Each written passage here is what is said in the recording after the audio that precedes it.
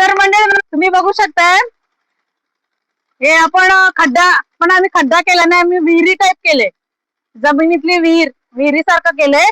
आणि काही आता 8 दिवस झाला ना ते फोडलं याला. ह्याचा मुरघास कसा निघतोय बघा चांगला, की एवढा किती छान शिजलंय आणि मुरघास कसा तयार झालाय चांगला. आता हे जवळजवळ 4 महिन्याचं स्टोरेज केलेलं, 4 महिने झालं. आणि काही बुरशी नाही, काही नाही, आम्ही काहीच टाकत नाही, फक्त जीसीपीने दाबून देतो चांगलं.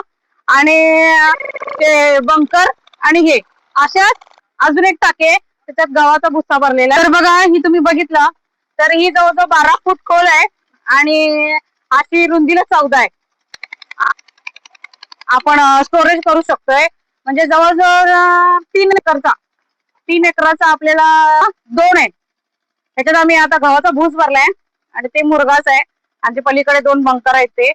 तर तर हा पण मग ज्यावेळेला लोक जमिनीत खड्डा करतात, पण त्याला काय करतात की डायरेक्ट मातीचा खड्डा करून त्याच्यात बारदान ते करून असं पॅक करतात, मग ती जास्त जवळ टिकत नाही.